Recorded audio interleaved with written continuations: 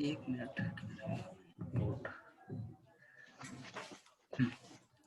that n is equal to c upon v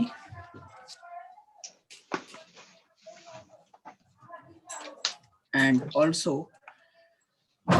n12 is equal to v1 upon v2 and n2 upon n1. याद है ये formula? Yes, sir. Relative refractive index. And similarly n21 is equal to v2 upon v1 and n1 upon n2. याद है ना? Very Yes, good. sir. Very good. Okay. यानी कि मैंने आपको लॉज ऑफ रिफ्रैक्शन पढ़ाया था, रिफ्रैक्शन का इंट्रोडक्शन दिया था, बस इतना ही हुआ था ना? Yes. चलो नेक्स्ट हम लोगों को जो पढ़ना है वो पढ़ना है कॉन्सेप्ट ऑफ, अच्छा रियल अपरेंट डेथ पढ़ाया था? No, sir. चलो अभी ऊपर concept of real and apparent death, यानी कि आपने बहुत बार ऐसा नोटिस किया होगा कि अगर बकेट में वाटर है और वाटर में तुम एक कॉइन डाल दो या कोई भी चीज डाल दो पानी के अंदर, तो वो थोड़ा आपको बड़ा दिखता है और रेज्ड दिखता है, थोड़ा ऊपर दिखता है।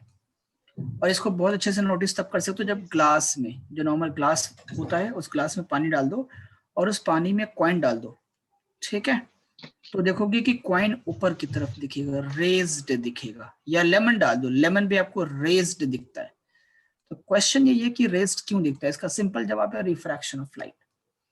तो the reason being the apparent position of any object placed in a different medium, that is refraction of light.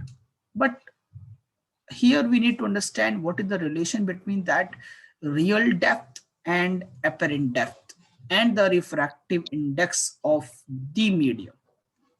हमें वो बेसिकली समझना है कि जैसे मान लो फॉर एग्जाम्पल कि लेट अस सपोज कि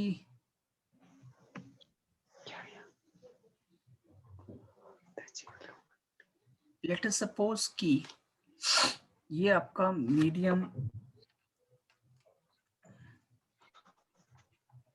रेयरर है और ये मीडियम आपका डेंसर है। ये मीडियम कोई भी हो सकते हैं, एक रेयरर है और एक डेंसर है, ठीक।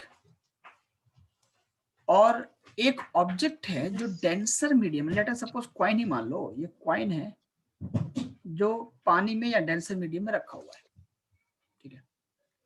मुझे एक बात बताओ कि अगर आपको कॉइन को देखना है तो रे जो है वो कॉइन से आपकी आंखों तक आना चाहिए या फिर आपके आंखों से रेस कॉइन तक पहुंचना चाहिए?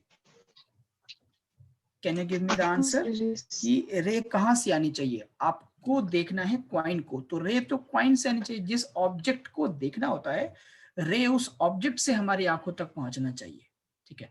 तो अगर मुझे ग्लास में पानी है और पानी में कॉइन है, मुझे कॉइन को देखना है तो कॉइन से रे मेरी आंखों तक पहुंचना चाहिए, ठीक है। और हमें पता है कि इमेज बनने के लिए कम से कम 2 रेस की जरूरत पड़ती है, तो हम यहाँ से कॉइन से 2 रेज निकालेंगे, दोनों रेस की इमेज बनाएंगे। Let us see where the image will be found. I am taking the first ray which is perpendicular to the surface, and we know that if angle I is 0, angle R will always be 0. Angle R will always be 0 and this ray will go undeviated, right? कोई दिक्कत नहीं, ठीक है बेटा। Angle आई 0, ए बच्चे you know ना Snell's law आप जानते हो ना कि sine I upon sine R is equal to constant, यानी कि रिफ्रैक्टिव इंडेक्स। तो इस कांस्टेंट को मेंटेन करने के लिए अगर आई 0 होगा तो आर को भी 0 होना पड़ेगा, है ना, तभी तो ये कांस्टेंट मेंटेन रहेगा। चलो अब आते हैं आगे। 2 रेस चाहिए, दूसरी रे मैंने कहीं भी ले ली, मान लो फॉर एग्जांपल मैं यहाँ ले ली, तो डेंसर से रे में रे हमेशा away from the normal bend होती है,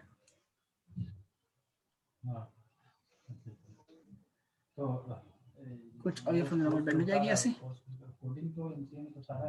ठीक है। और यहाँ से एक नॉर्मल ड्रॉ करेंगे, हमें नॉर्मल ड्रॉ करना होता है, नॉर्मल ड्रॉ कर लेंगे यहाँ पे।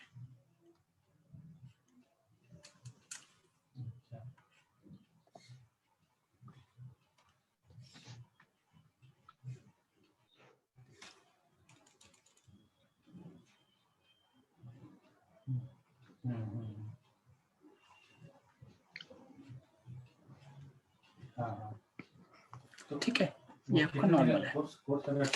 आपको क्लियर दिख रहा है, आपको क्लियर दिख रहा है कि ये आपका एंगल ऑफ इंसिडेंस है और ये एंगल ऑफ रिफ्रैक्शन है। ठीक है, ये तो क्लियर दिखता होगा। ओके, आप यहाँ से एक साथ एक चीज और देख सकते हो कि जो ऑब्जर्वर है वो आपका रेयर मीडियम में है, क्योंकि ऑब्जेक्ट डेंसर मीडियम में। तो जब वो ऑब्जर्वर यहाँ से देखने की कोशिश करेगा, ठीक है, देखने की कोशिश करेगा, तो ये रे कुछ यहाँ से निकल रही है, तो इस रे को पीछे की तरफ एक्सटेंड करेगा।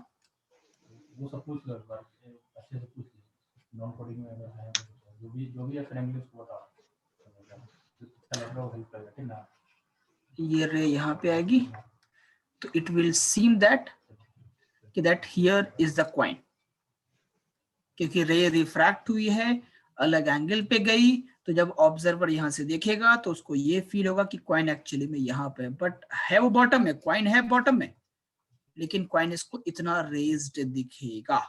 बात आई समझ? Yes, sir. This is the real depth of the coin. Let us suppose it is capital D. And this is the apparent depth of the coin. Let us suppose it is small d. Capital D is the real depth of the coin. Small d is the apparent depth.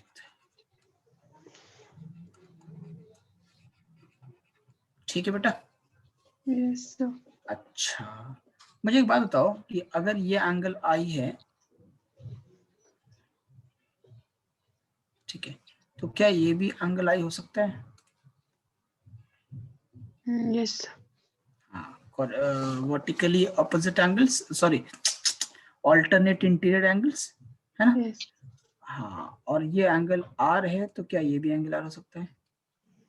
Corresponding angles. Yes. Very good.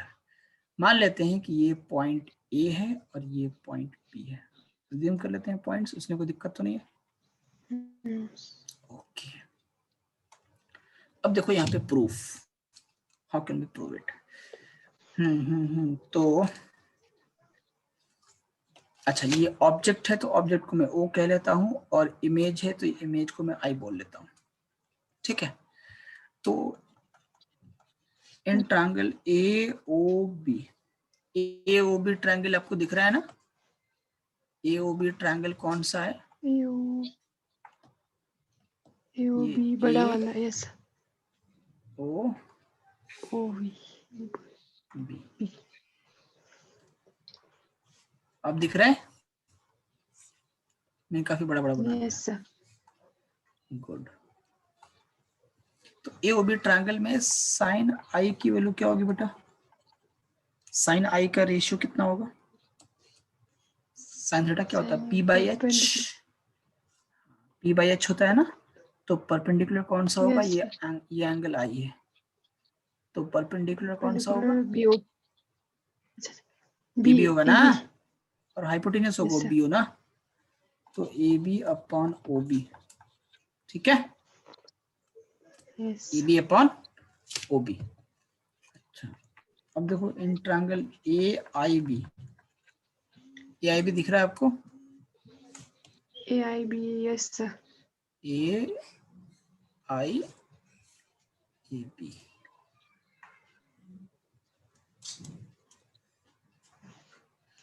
इसको मैं दूसरे colour से बनाता हूँ। AI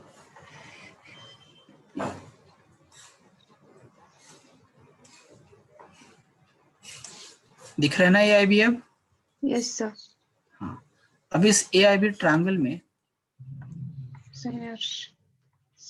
sign R कितना होगा?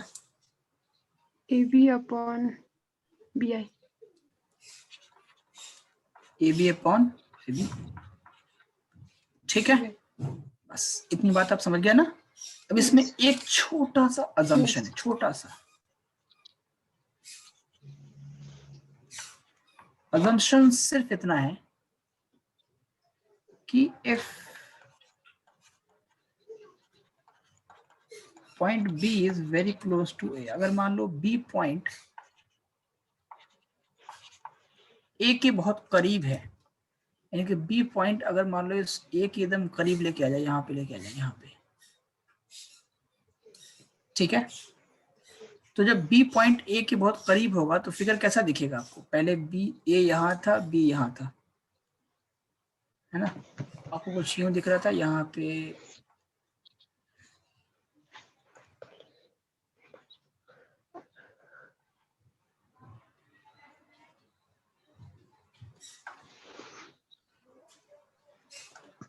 कुछ ऐसा दिख रहा था आपको पहले, ए, ये था आई, ये था ओ, और ये आर, और ये आई, और ये बी। लेकिन जब ये बी पॉइंट ए के बहुत करीब हो जाएगा तो अब कुछ ऐसा दिखेगा।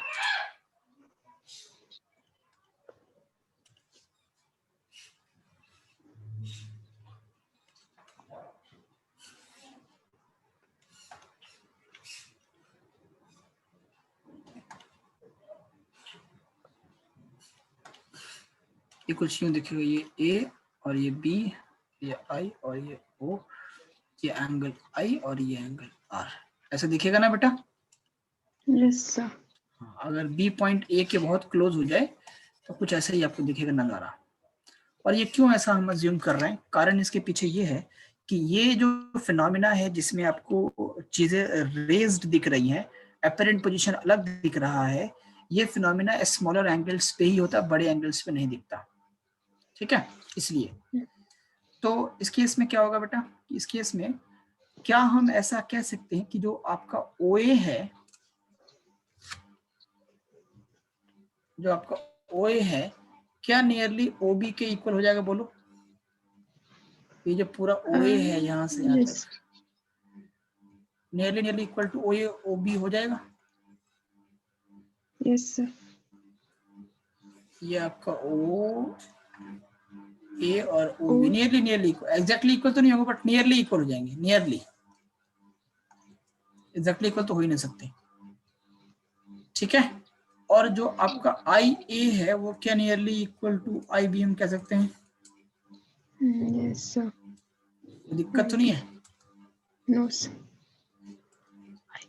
ये आपका IA, IB। ये IB नियरली इक्वल हो जाएंगे, ठीक है। तो अब लिखेंगे नाउ यस। रिफ्रैक्टिव इंडेक्स अगर निकालना चाहोगे बेटा, रिफ्रैक्टिव इंडेक्स RI, क्या लिखेंगे? रिफ्रैक्टिव इंडेक्स, लाइट किस में रिफ्रैक्ट हो रही है? रेयर मीडियम में रिफ्रैक्ट हो रही है ना, तो refractive index of rarer medium with respect to denser medium is equal to होगा sin I upon sin R, ठीक है। और ये NRD को लिख सकते हो आप, देखो क्योंकि फॉर्मूला था N21 इज इक्वल टू था N2 अपॉन N1, तो NRD हो जाएगा NR upon ND is equal to sine I upon sine R। अच्छा मुझे एक बात और बताओ, यहीं पे नोट करना है इसको, कि अगर OA इक्वल टू OB है और IA इक्वल टू IB है, तो sine I is equal to था AB अपॉन OB, इसको क्या मैं AB अपॉन OB की जगह पे OA कह सकता हूँ, और साइन R जो था वो था AB अपॉन IB, तो क्या इसको मैं AB अपॉन IA नियरली कह सकता हूँ? हाँ यस सर। अब यहाँ से हम साइन R यूज करेंगे, ये पार्ट हमारा ऊपर वाला खत्म हो गया, मतलब ये इसके बाद ये इसके बाद ये इसके बाद ये इसके बाद ये नोट करना, ठीक है। अब नाउ हम कह सकते हैं NR upon ND is equal to sine I जो है वो है AB अपॉन, अच्छा AB अपॉन OA, OA की वैल्यू क्या है बेटा? देखो यहाँ ध्यान से, OA क्या है? OA is the real depth यानी कि capital D, and IA is the virtual depth यानी कि स्मॉल d। तो हम लिख सकते हैं यहाँ पे AB अपॉन कैपिटल D और यहाँ लिख सकते हैं AB अपॉन स्मॉल d, तो AB अपॉन कैपिटल D और ये AB upon small d, AB ने AB को मार डाला, ठीक है। तो NR upon ND is equal to क्या बेटा? सर चेंज, स्क्रीन चेंज नहीं हुआ सर। स्क्रीन चेंज नहीं हुआ मतलब स्क्रीन सर, क्या स्क्रीन आपको नहीं दिख रही है? आपको? हाँ, व्हाट आर यू अच्छा सेइंग? अभी दिख रहे। अभी दिख रहा है? तो n Yes, r sir. Upon, हाँ, n r upon n d equal to small D upon capital D. ठीक है, refractive index of rarer medium upon refractive index of denser medium is equal to apparent depth upon real depth। ठीक है, लेकिन अगर मान लो if second medium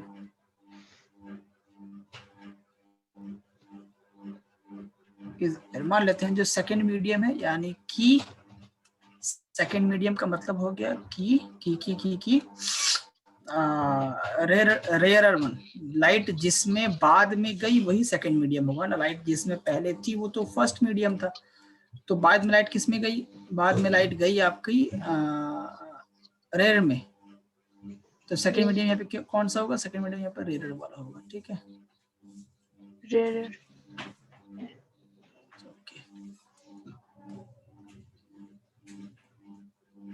ठीक है, तो अगर सेकेंड मीडियम आपका एयर है तो एन आर की वैल्यू हो जाएगी 1। जब एन आर की वैल्यू हो जाएगी 1 तो now n r upon n D is equal to होगा, refractive index of air is 1 ना, refractive index of air is 1,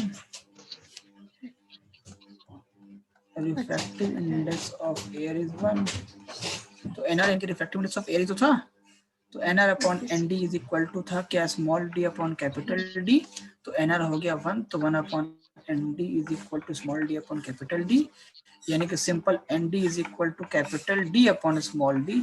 और ये मेन रिलेशन होगा कि मेन रिलेशन ये होगा कि N is equal to capital D upon small D. N बोले तो refractive index is equal to real depth upon apparent depth, तो ये रिलेशन होगा रियल और अपरेंट में।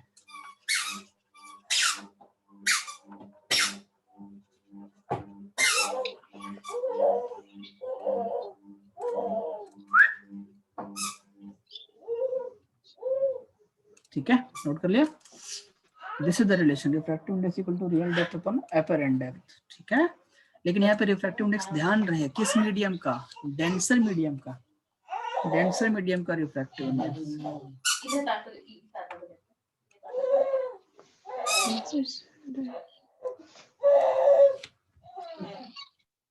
डेंसर रेयर का नहीं है सर, कैसे है? अच्छा, हाँ बोलिए, डेंसर मीडियम का रिफ्रैक्टिव इंडेक्स, डेंसर मीडियम का रिफ्रैक्टिव इंडेक्स है ना? अच्छा, yes yes noted? Yes sir. Okay, if I ask you a question that if there, एक बोर्ड का क्वेश्चन है कि अगर मेरे पास न्यूज़पेपर है, अगर मेरे पास एक न्यूज़पेपर है और इस न्यूज़पेपर पे मैंने ग्लास क्यूब रखा जिसका एज है 6 centimetre, this is a glass cube of edge 6 centimetre and refractive index is 1.5। ठीक है, glass cube of edge 6 centimetre and refractive index 1.5। ठीक है, तो जब ग्लास क्यूब के ऊपर से लेटर्स, न्यूज़पेपर के लेटर्स को देखोगे तो न्यूज़पेपर के लेटर्स डेफिनेटली रेज्ड दिखेंगे, है ना? क्लियर है नहीं है? न्यूज़पेपर के लेटर्स तो डेफिनेटली आपको रेज्ड दिखेंगे, क्योंकि देखो ग्लास क्यूब है, फिर नीचे न्यूज़पेपर है, और ग्लास क्यूब और न्यूज़पेपर के बीच में कोई फासला नहीं है, कोई बीच में मीडियम नहीं है, मतलब कि ग्लास क्यूब और जो अखबार है, जो न्यूज़पेपर है, वो दोनों एक ही मीडियम में है, यानी कि न्यूज़पेपर समझ लो कि वो ग्लास ही में रखा हुआ, मान लो। क्यों? इसलिए क्योंकि ग्लास में और न्यूज़पेपर कोई फासला ही नहीं है, वन आफ्टर अनदर, एक के ऊपर एक रखा हुआ है। ठीक है, तो जब आप ऊपर से देखोगे तो लाइट जो न्यूज़पेपर से आएगी वो ग्लास से निकल के एयर में आएगी, यानी कि रिफ्रैक्ट होगी against denser to rarer away from the normal. तो इट मींस यहाँ भी अपेरेंट पोजीशन होगा। ऑब्जर्वर आपका जो है वो एयर में है, जो ऑब्जर्वर है वो एयर में है और जो ऑब्जेक्ट है वो डेंसर में।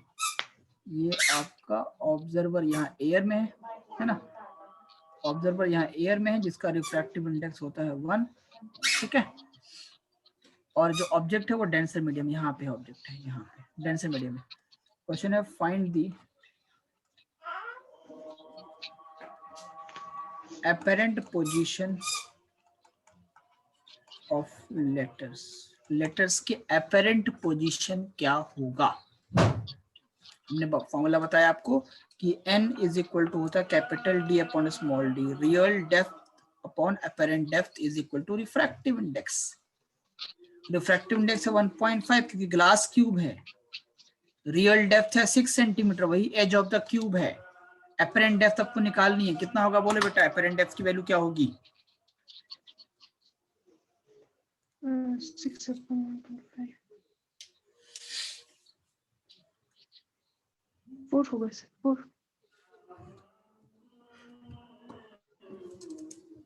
4 होगा, गुड। स्मॉल डी की वैल्यू आएगी 4 सेंटीमीटर, वेरी गुड। अच्छा, आपको स्पीड ऑफ लाइट पता है? स्पीड ऑफ लाइट पता है? स्पीड ऑफ लाइट एयर में कितना है, ग्लास में कितना है, वाटर में कितना है, पता है आपको? Speed of light in air is equal to 3 into 10 to the power 8 metre. मैं लिख देता हूँ 3 into 10 to the power 8 metre पर second. Speed of light in water is 2.25 into 10 to the power 8 meter per second. Speed of light in glass is 2 into 10 to the power 8 meter per second. Speed of light in diamond is, जो 4 common medium है वो यही है, diamond का होता है 1.24 into 10 to the power 8 metre पर second. ठीक है, अब यहाँ से मैं क्वेश्चन पूछता हूँ कि फाइंड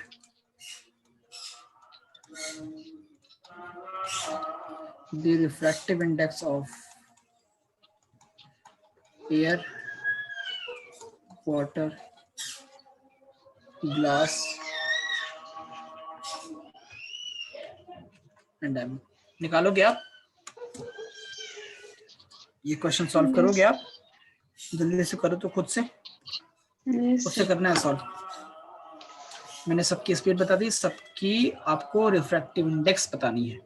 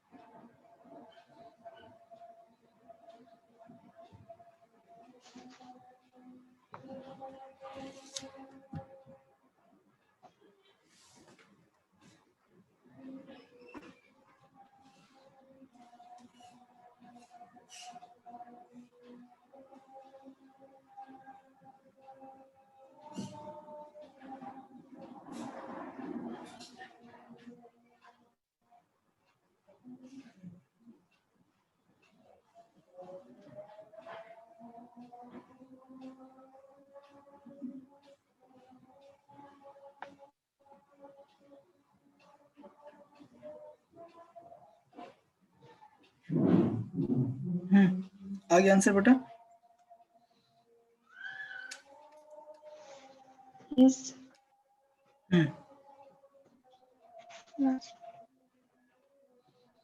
एयर का 1 है सर। ए का 1 है, ठीक है। बी एयर का का बताइए। 1, हाँ ठीक है। वाटर वाटर का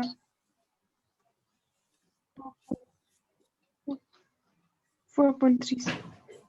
4 पॉइंट पे कन्वर्ट करना है सर। 4.3।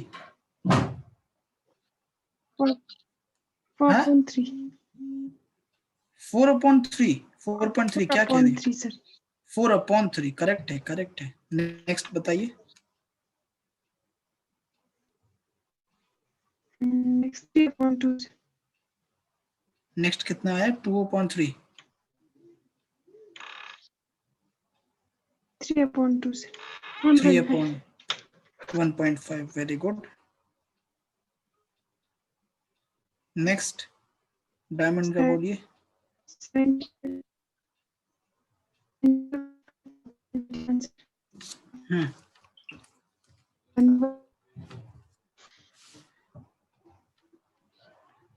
हम्म गुड, वेरी वेरी गुड बेटा। तो n of air is equal to C/V।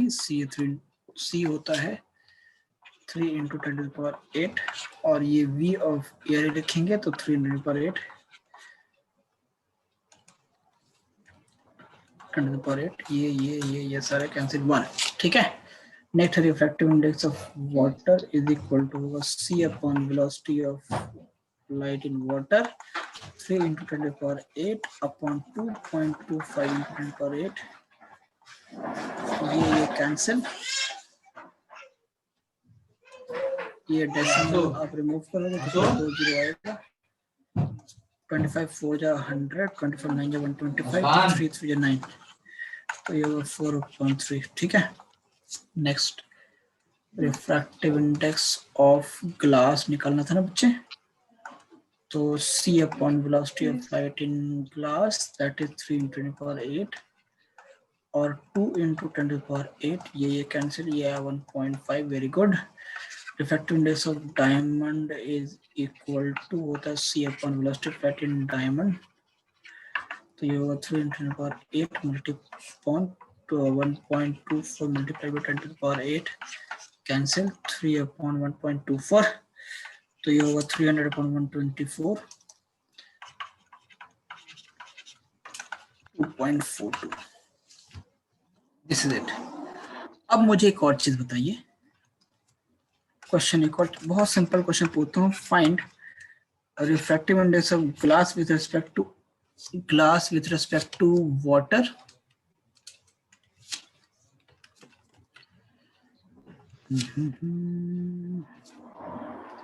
Glass with respect to water and refractive index of water with respect to glass, ये भी बताइए। चलिए रिलेटिव रिफ्रैक्टिव इंडेक्स निकालनी है glass with respect to water and water with respect to glass. चलिए जल्दी करिए तो फटाफट। Yes.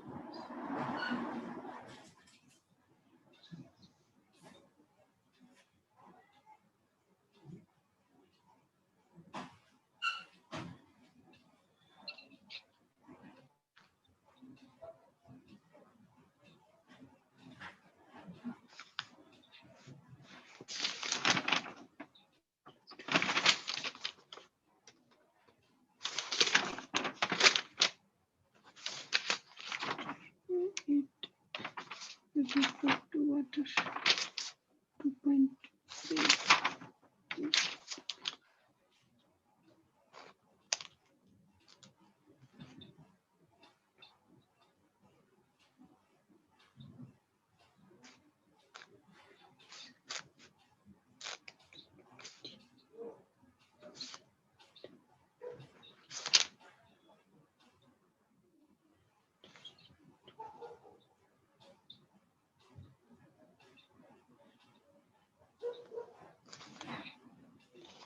Yes, sir.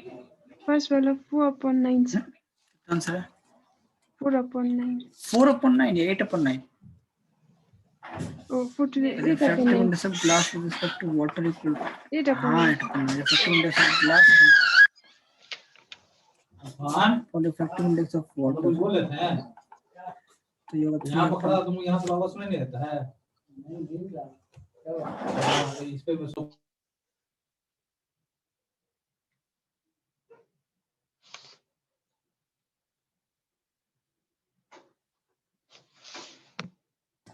ठीक है 3/2 upon refractive index of water is 4/3। ठीक है बेटा, तो ये 3 आएगा नीचे है ना, और ये सॉरी मैंने उल्टा लिख दिया,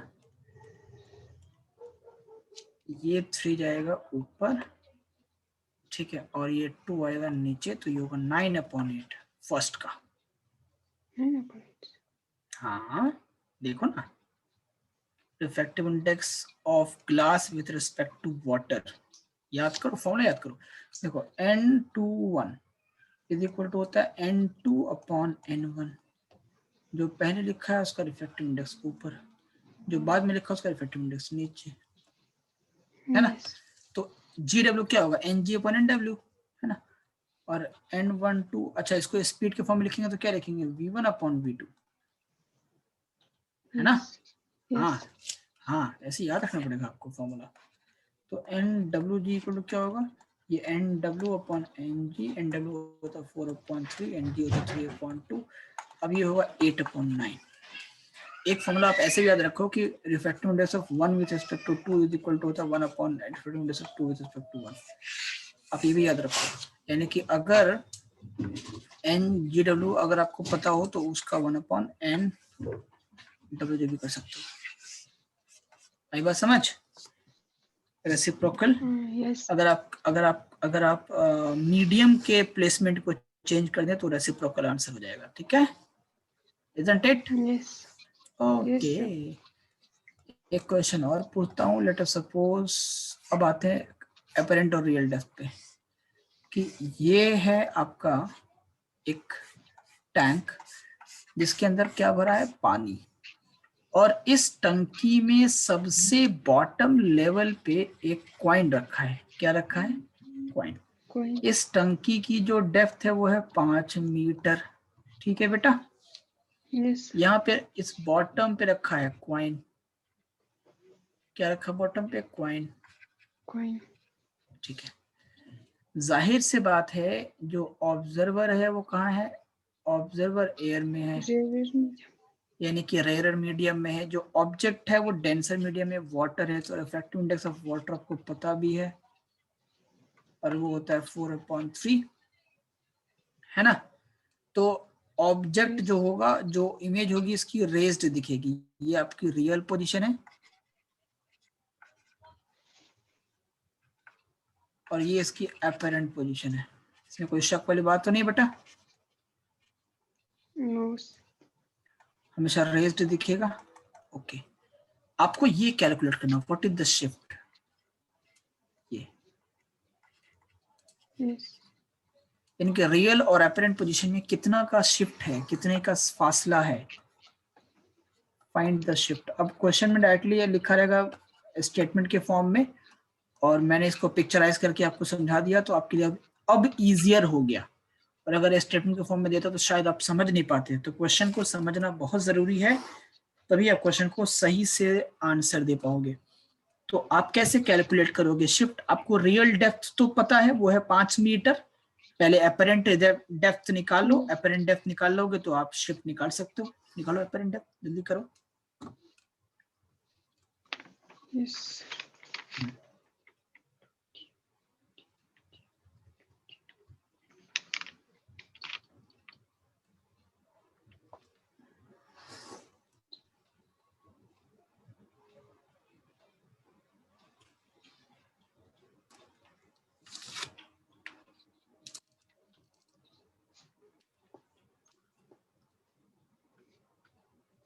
Fifteen upon 4. 15/4, very good. Shift निकालिए। कौन सी? शिफ्ट निकाली, जो मैंने शिफ्ट बोला निकालने के लिए। आपका फॉर्मूला क्या है? n इज इक्वल टू होता है रियल डेप्थ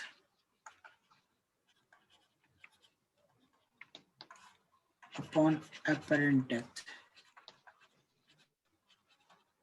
ठीक है, तो Yes. n है कितना? 4/3। रियल डेप्थ है 5 मीटर, एपरेंट डेप्थ हमको नहीं पता, तो x इक्वल टू 15/4। बिल्कुल करेक्ट किया आपने। यानी कि ये चीज आपने निकाल ली, यहां से लेके यहां तक। डेप्थ कभी भी टॉप से होता है ना, डेप्थ कभी भी टॉप से लेते हैं ना, तो 15/4 तो निकल गया। अब Yes. निकालना है आपको शिफ्ट। शिफ्ट कैसे निकालोगे? 5 meter minus 7. Exactly shift equal to 5 minus 15/4 कर लीजिए, कितना आएगा? 5/20 minus 5/4. 5/4। ये होगा आंसर। समझ में आ गया? Yes, sir. Very good. तो इसके पहले हमने क्या सिखाया आपको कि अगर ऑब्जेक्ट, हालांकि मैं चाहूँ तो प्रूफ कर सकता हूँ, बट रहने दो, प्रूफ नहीं करूंगा फिर टाइम लगेगा।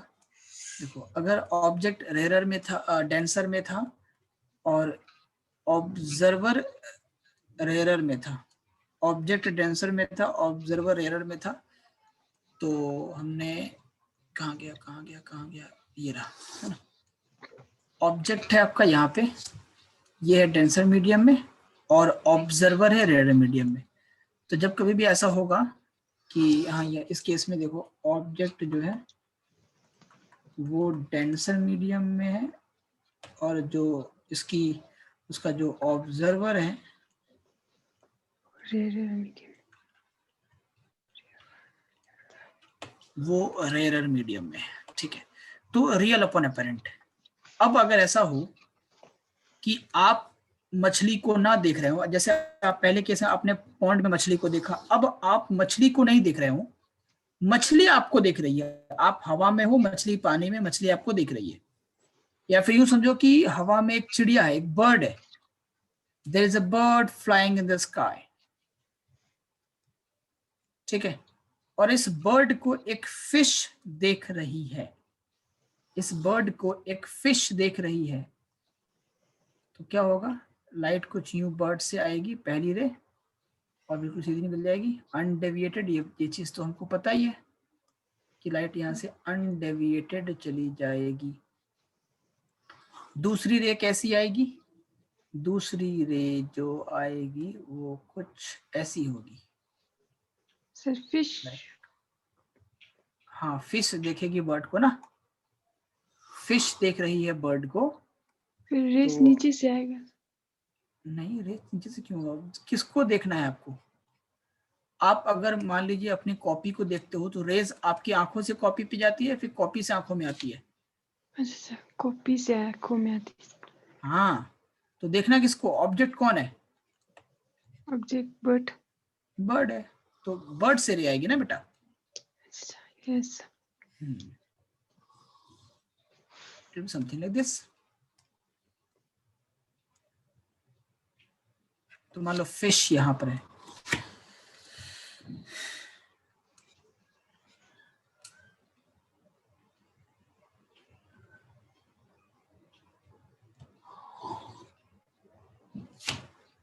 हंसना मत, ठीक है? यस। मेरी ड्राइंग अच्छी नहीं है तो हंसना मत। कोई बात नहीं, मेरा भी अच्छा तुम्हारी अच्छी नहीं है? है सर। सेम सेम है। चलो, ओके। तो ये है, इस केस में क्या हुआ, ये एंगल ऑफ इंसिडेंस आपका है, और ये एंगल ऑफ रिफ्रैक्शन होगा आर। ठीक है, अब फिश के पास जो रे पहुंच रही है उसको एक्सटेंड करेगा पीछे की तरफ, जैसे हर बार करता था। यहाँ से एक्सटेंड करेगा ये पीछे की तरफ, ऐसे कहीं यहाँ पे।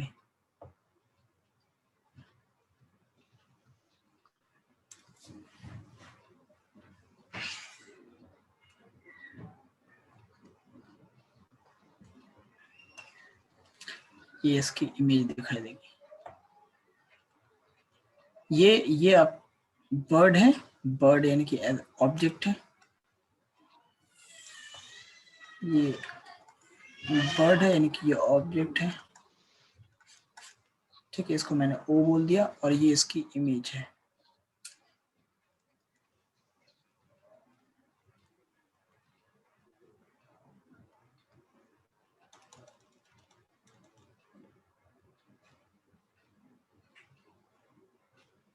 ठीक है, तो क्लियर समझ में आ रहा है कि ये अगर ये एंगल आई होगा तो ये भी एंगल आई हो जाएगा, ठीक है, और ये एंगल आर होगा तो ये भी एंगल आर हो जाएगा, है ना? क्लियर दिख रहा है हम लोगों को साफ साफ? यस हाँ, तो अब देखो पिछले केस में जो था वो ऑब्जेक्ट ज्यादा गहरा था, डेप्थ उसकी ज्यादा थी, रियल डेप्थ ज्यादा थी, और ऑब्जर्वर की सॉरी जो अपरेंट डेप्थ था वो कम था। अभी देखो ये जो हाइट है यहां से लेके यहां तक, ये आपकी रियल हाइट है और बर्ड की रियल हाइट है। जब फिश ने बर्ड को देखा तो बर्ड वर्चुअली ज्यादा हाइट पे दिख रहा है ना? यानी कि अगर आप पानी से बाहर खड़े हो, आप स्विमिंग पूल से बाहर खड़े हो, तो जो स्विमिंग पूल के अंदर की चीजें हैं, मान लो कोई आपका दोस्त स्विमिंग पूल के अंदर है तो उसको आप लंबे दिखोगे, your height will appear taller than actually it is, ठीक है? तो जब पानी से किसी चीज को, किसी डेंसर मीडियम से किसी रेयर मीडियम वाले ऑब्जेक्ट को देखा जाता है तो वो हमेशा टॉलर दिखता है, और रेयर से डेंसर में देखोगे तो वो कम डेप्थ पे दिखेगा, कम गहरा दिखेगा, ठीक है? यहाँ पे जो कैपिटल एच है वो रियल हाइट है, और जो स्मॉल एच है ये अपरेंट हाइट है, और यहाँ पे जो अपरेंट हाइट है वो ज्यादा है रियल हाइट से, है ना? दिख रहा है साफ साफ हम लोगों को? यहाँ पे जो अपरेंट हाइट है वो रियल हाइट से ज्यादा है। और जब हमने वहां डेंसर वाला वो पढ़ाया था, केस पढ़ाया था, इस केस में हमें दिख रहा था कि रियल डेप्थ ज्यादा था स्मॉल डी से, है ना? यस हाँ, गुड।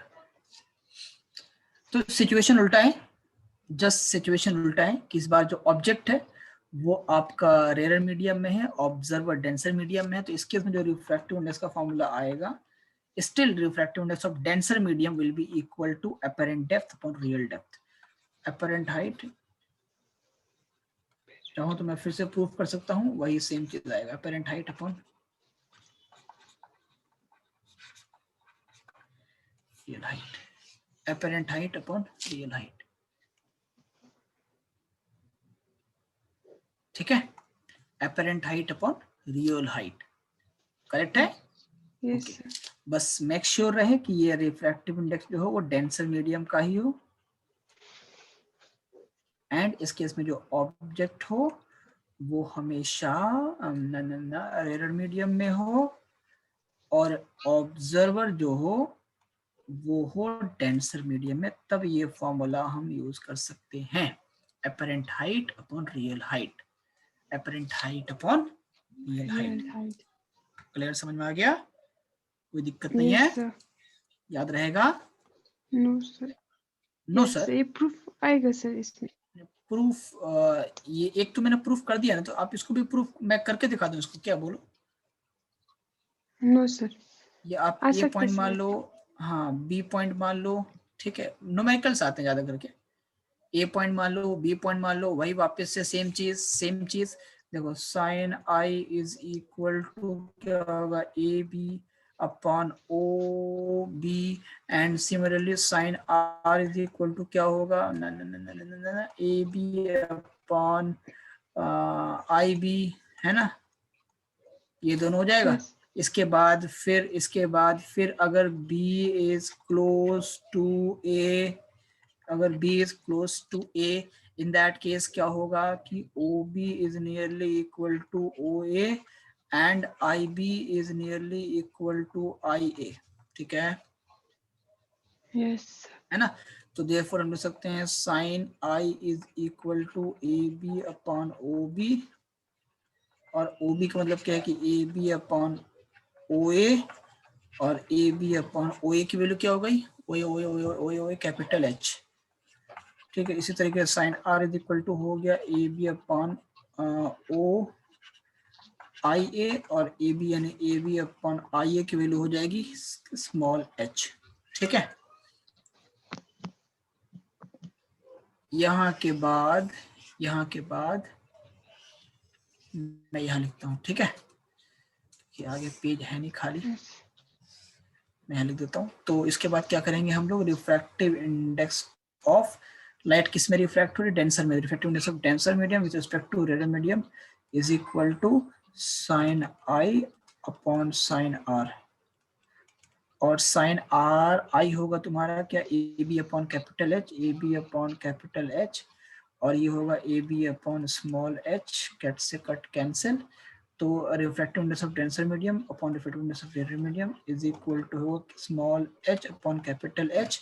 ठीक है, और if second medium, if N R is equal to 1, यानी कि अगर सेकेंड मीडियम आपका एयर है तो ये हो जाएगा N D is equal to small H upon capital H, और एन डी लिखो या सिर्फ एन लिखो एक ही बात है। तो रिफ्रैक्टिव इंडेक्स क्या है, small H upon capital H आया है, स्मॉल एच यानी कि रियल अपैरेंट हाइट, और कैपिटल एच मतलब कि रियल हाइट आया। देखो सेम चीज, apparent height upon Real real height आया। तो वही चीज है, सेम तरीका है प्रूफ का, इसलिए मैंने दोबारा से प्रूफ नहीं किया, लेकिन ये बड़ा इंपॉर्टेंट है, इससे क्वेश्चन आता ही आता है भाई। आई बात समझ, बोलिए। Yes, sir. Okay, Yes, sir. अब यहाँ पे एक क्वेश्चन पूछता हूँ मैं आपसे। मान लीजिए एक मीडियम है और इस मीडियम में एक ऑब्जेक्ट है, और इस ऑब्जेक्ट की जो हाइट है वो है 50 सेंटीमीटर, हाइट या डेप्थ जो भी कहना कह लो, और रिफ्रैक्टिव इंडेक्स उस मीडियम का है 4/3। यहाँ पे एक ऑब्जर्वर है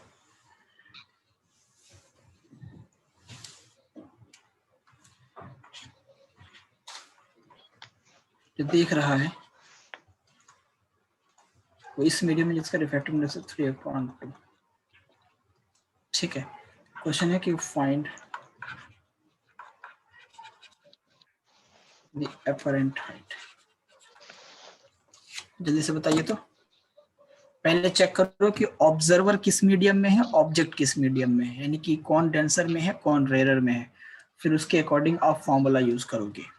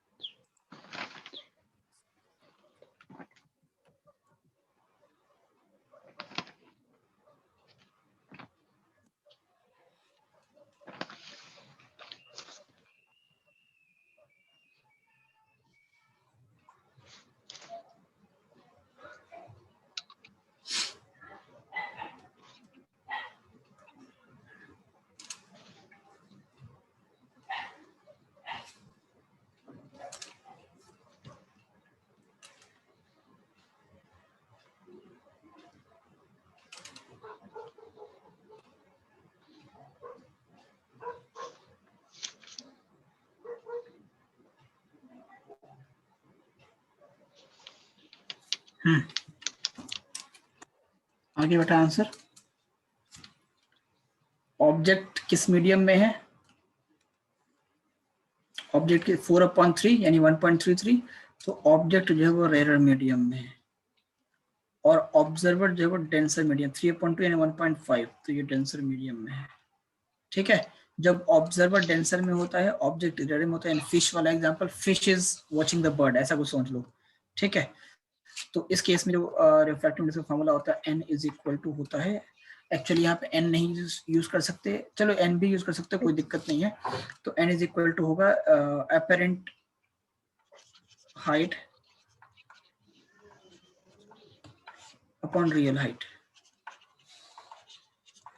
और यहाँ पे हमको पता है कि n क्या है, n किसका है,